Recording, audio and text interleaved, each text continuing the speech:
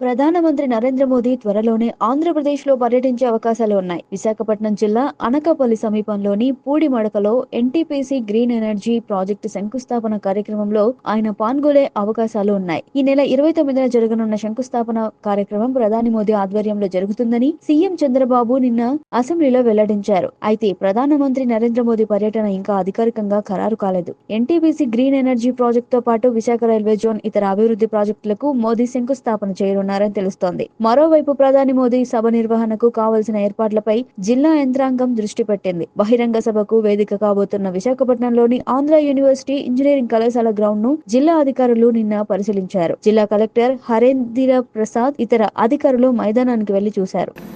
దీనివల్ల అధ్యక్ష మీరు చూసినప్పుడు దగ్గర విశాఖపట్నంలో ఈ నెల 29వ తారీఖున మన ప్రధానమంత్రి నరేంద్ర మోడీ గారి ఆధ్వర్యంలో